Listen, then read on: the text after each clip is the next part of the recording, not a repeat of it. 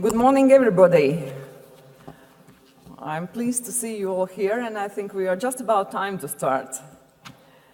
So, Your Excellency Minister, State Secretary, Mr. Hofstad, guests, ladies and gentlemen, it's my great pleasure and honor to welcome you here in Riga at the first international conference in the field of research and innovation within the framework of the Latvian Presidency, which is organized together with the efforts of our Ministry of Education and Science and State Education Development Agency. To start with, I would like, first of all, to thank Norwegian Ministry of Education and Research for its contribution to the organization and content of this conference. As well, of course, I thank European Commission and Joint Research Center and all the speakers for their commitment and work done to bring the newest messages, share their information and knowledge on so important topic as innovation concept and policy, as that for European economic area is. Our conference theme is the major achievements and challenges in implementation of national, regional research and innovation strategies for smart specialization. Efficient and effective use of public investment in research, regionally focused policies, fostering innovation through instruments of smart specialization, those are the ongoing challenges to mobilize internal assets and resources in the fields where our countries and European Union regions has a strength, choice, and specialization. European Union and European Economic Area member states have different backgrounds, potentials, size, and scale of economy. Smart specialization implies identifying the characteristics and assets of each region, of each state, and then highlighting the relevant competitive advantages, and then rallying regional stakeholders and resources around an excellence-driven vision. In this conference, we will discuss the variety of approaches, variety of initiatives taken, variety of lessons learned in both core and non-core member states. We will focus on synergy among cohesion policy, Horizon 2020, and national financing instruments. We will reflect on EU 2020 strategy, Innovation Union concept, and European research area. We will look at innovation partnering instruments, and we will learn where the EU innovation potential lies, and hopefully we will find new platforms and partnerships for smart specialization. Incidentally, this year, for this topic we meet in the country, in Latvia, which undergoes important and very valuable structural reforms in its innovation policy and system.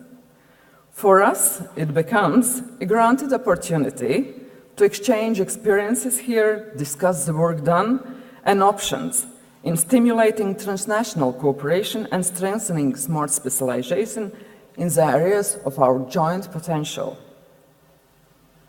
On behalf of organizers and hosts, ministry and agency, I wish you today an interesting and busy time, new professional friends, new ideas, and hopefully new ambitions. Thank you and have a great feelings about staying here in Riga.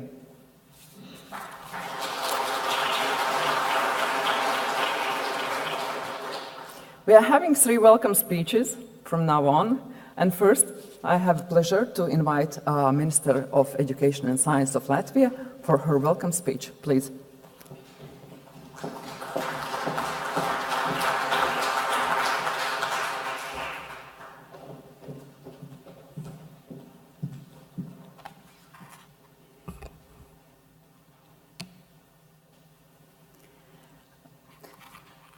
Dear ladies, gentlemen, dear participants, first of all, I really would like to welcome you all here in this nice building, which is very symbolic for Latvia. And I hope that this building also will inspire the exchange of thoughts during this conference.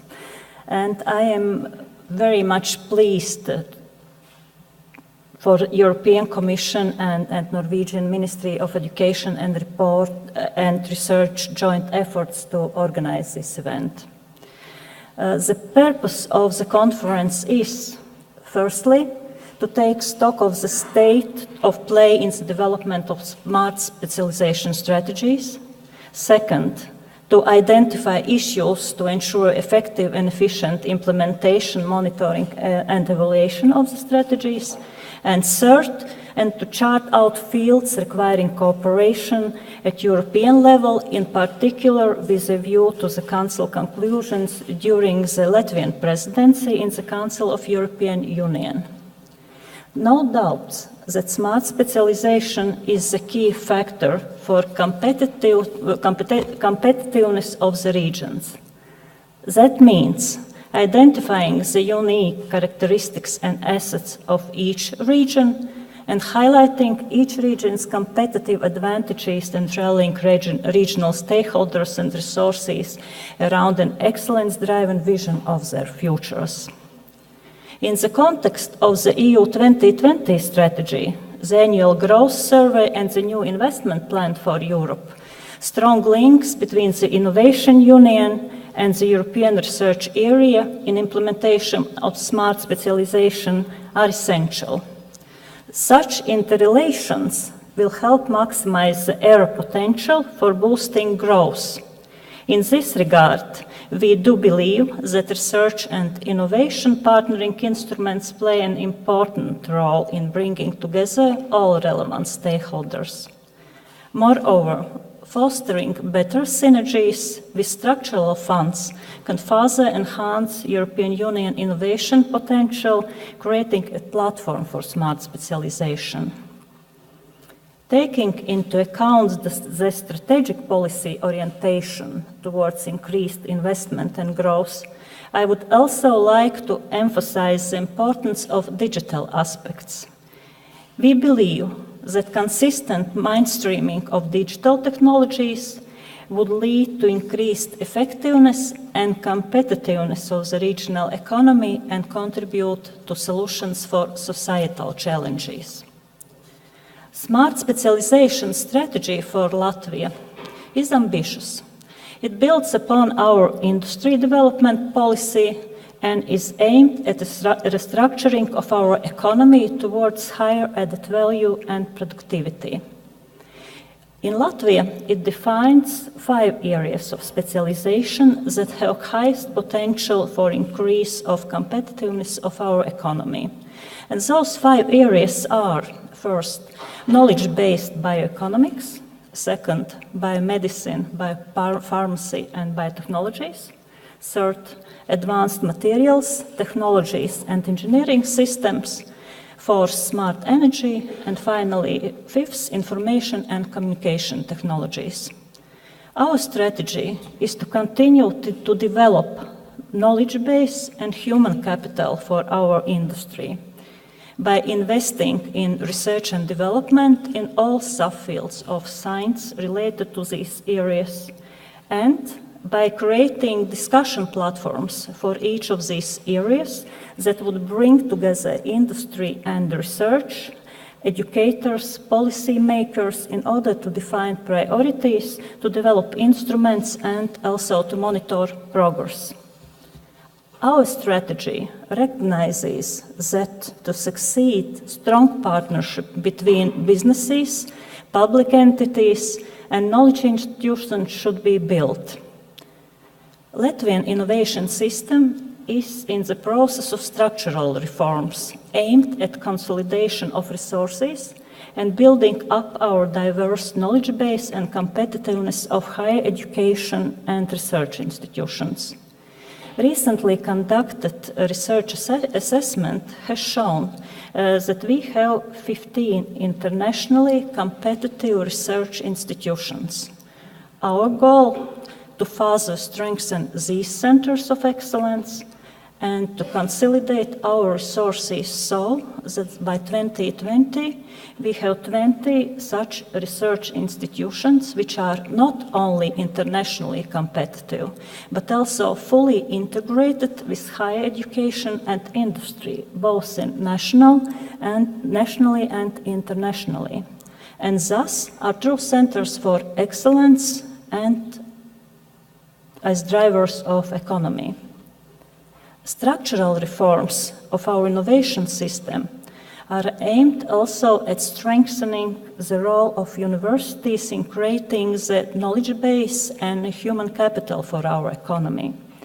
With its strong emphasis of the integration of education with research, our policy aims at transforming the education system to transform the education system and into the industry for the development of products of higher added value. This entails modernization of education sector and integration with research for increasing its capacity to respond to the future challenges. And to conclude, I want to stress that we are really committed to the objectives of the Innovation Union and its linkages with other relevant flagship initiatives. In particular, with the digital agenda for all, we have the opportunity today to see how smart specialization strategies can be put in practice and how European partnership can be implemented. I do believe that local and regional authorities have a key role in the implementation of the Europe 2020 strategy and in delivering its promises. Creating growth and jobs depends on our ambition and commitment at European, national, regional, and local level. And I am sure that our regions and cities really have this ambition.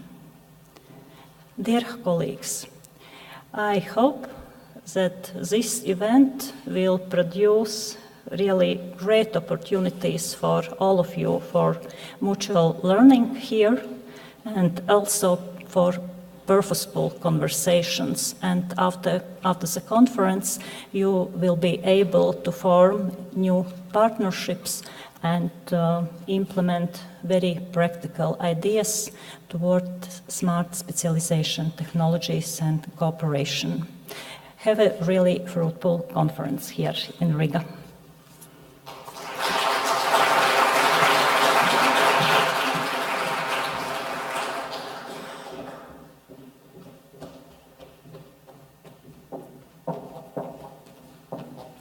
My pleasure is to invite the State Secretary of Norwegian Ministry of Education and Research, Mr. Hogstad, please.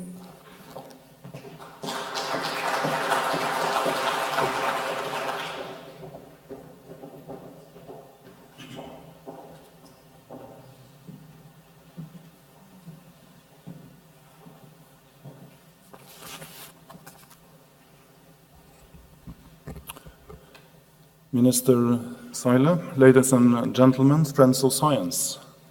I would like to thank our Latvian hosts for the invitation, and I would also like to take this opportunity to congratulate on this magnificent new building. It certainly inspires me. I'm honored to be here in Riga to discuss a very important issue, how public investments in research and innovation can be used better to foster growth and development and to boost value creation. I would like to emphasize three crucial aspects for effective use of public investments in research. First of all, investments should be long-term, strategic investments and should balance the need for predictability and prioritizations with the need for flexibility. Secondly, these investments should encourage convergence and interdisciplinarity across various fields of research and across national borders. Last but not least, Long-term strategies for investment in research should involve relevant stakeholders, both in the formation of the strategies and in the implementation of measures to follow up these strategies. In its Science, Technology and Industry Outlook 2014, the OECD points out two typical characteristics of countries with highly developed research and innovation systems. The first characteristic is that these countries pursue long-term investments in a knowledge base, such as human resources and research infrastructures. The second characteristic is that these countries bolster competitiveness through prioritized efforts to address major societal challenges. This is also in line with the communication on research and innovation as sources for renewed growth that was published by the Commission in June last year. The progress that has been made through the development of smart specialization strategies will contribute to improving the quality of policy making and increase synergies between various programs at national, regional, and European level. In October last year, the Norwegian government launched a long-term plan for research and higher education. In many ways, this will be our smart specialization strategy nationally. We believe that a skilled labor force and sound investments in research and development is our main competitive advantage. The plan has several purposes. First of all, it establishes firm commitments for public investments in research infrastructures, recruitment, and European cooperation. It also prioritizes two massive construction projects that will lift Norwegian excellent research and boost competitiveness. It is a life science center at the University of Oslo and what we call an ocean space center in Trondheim. Secondly, the government reiterates its objective to increase public investments in research and development to 1% of gross domestic products. In the long-term plan, we state that given the current economic outlook, we will reach this target within 2019. Thirdly, the long-term plan sets forth long-term objectives and prioritizations for increased efforts in research and higher education. The prioritizations are areas where Norway is particularly strong, for instance, through well-established industry, geographical advantages, or internationally leading expertise, or where we have particular challenges to tackle. One such example is oceans, both marine and maritime research and development.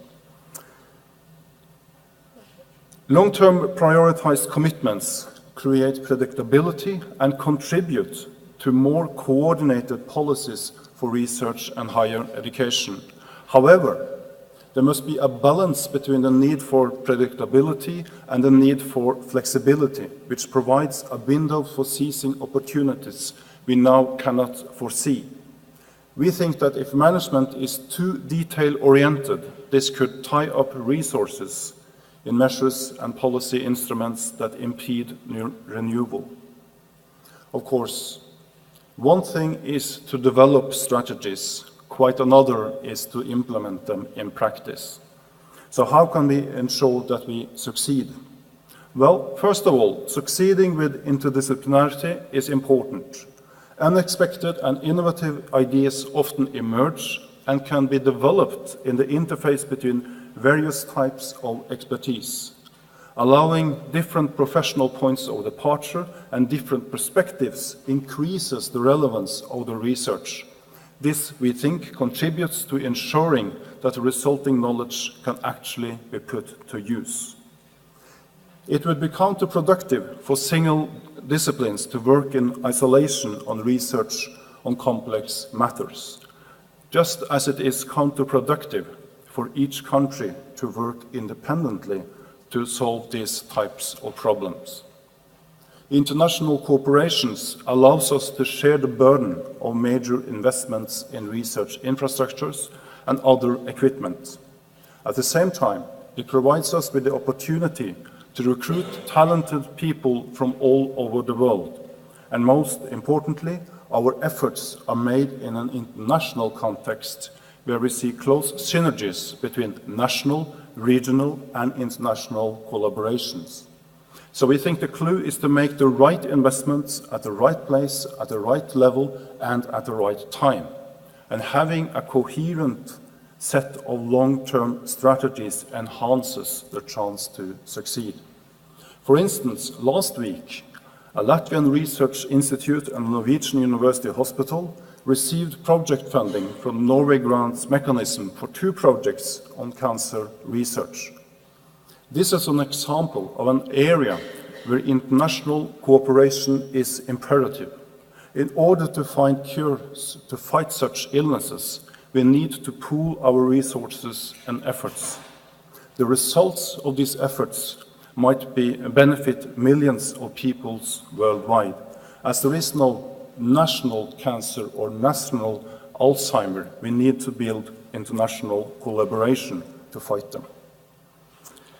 For public investments in research and innovation to be an effective driver of renewed growth, relevant stakeholders and end users must be sufficiently involved.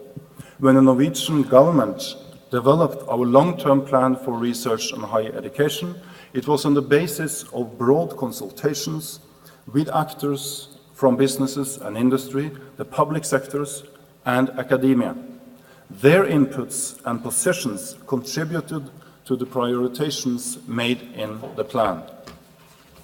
In the follow-up and implementation of our plan, involvement of these actors will be decisive for what concrete measures we take, and not least for future priorities on research and higher education in Norway.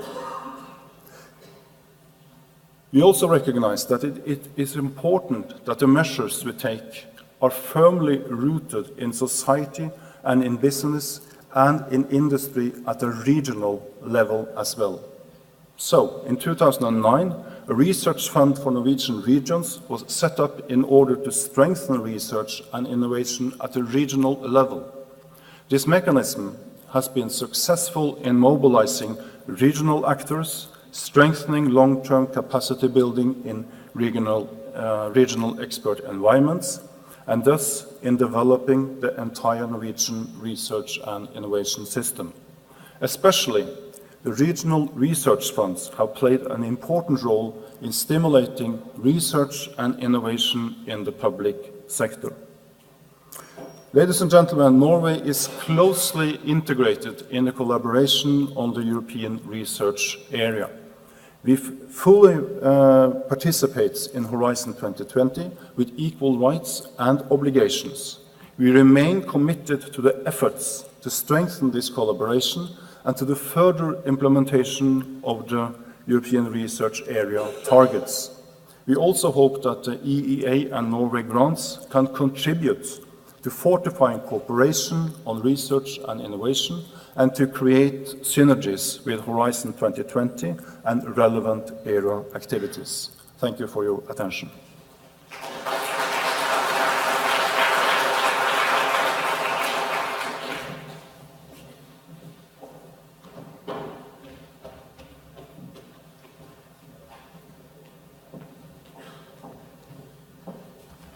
Thank you, Mr. Hogstad. In fact, we got 2 in 1. So welcome speech and Norwegian research and innovation strategy presentation. Thank you so much. But now we are having the third presentation, which will be video presentation made by Mr. Michele Landbasso, Mrs. Kreto's Commissioner of Regional Policy, Head of Cabinet. Please listen and watch.